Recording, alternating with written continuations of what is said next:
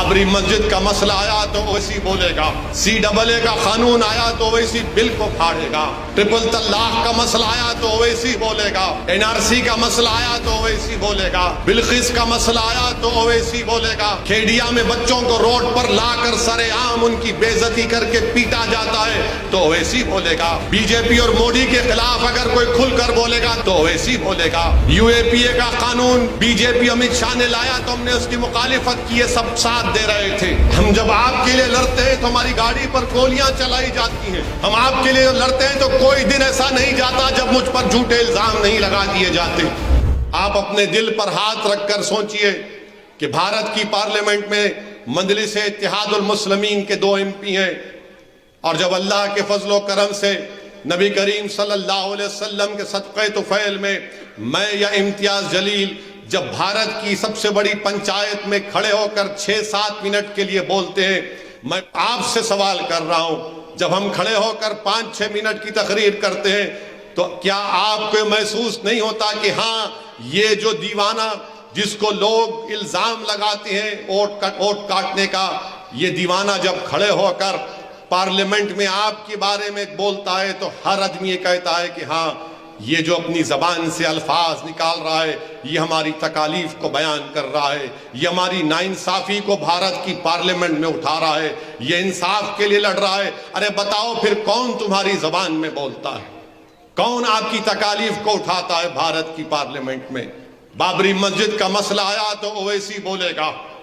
CAA का कानून आया तो ओवैसी बिल को फाड़ेगा, ट्रिपल तलाक का मसला आया तो ओवैसी बोलेगा, NRC का मसला आया तो ओवैसी बोलेगा, बिल्किस का मसला आया तो ओवैसी बोलेगा, खेड़िया में बच्चों को रोड पर लाकर सरेआम उनकी बेइज्जती करके पीटा जाता है तो ओवैसी बोलेगा, बीजेपी और मोदी के खिलाफ अगर कोई खुलकर बोलेगा तो ओवैसी बोलेगा। मेरे अजीज दोस्तों और बुजुर्गों, सुनो मेरी इस बात को, जब सब खामोश बैठते हैं हम पुकार पुकार कर लड़ते हैं। UAPA का कानून बीजेपी अमित शाह ने लाया तो हमने उसकी मुखालिफत की, सब साथ दे रहे थे।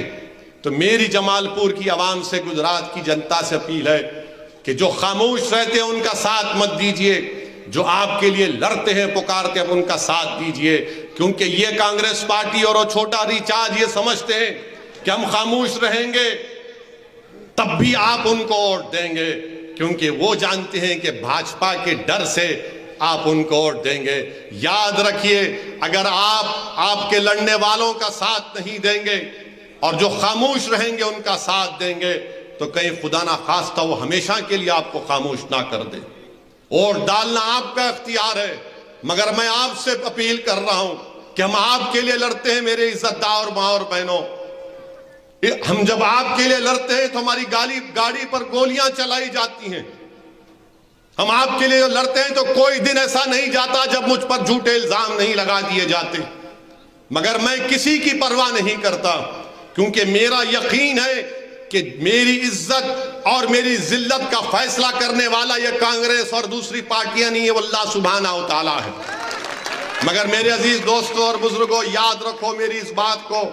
अगर आप इस जलसे में आए हैं कि ओवैसी का भाषण सुनेंगे,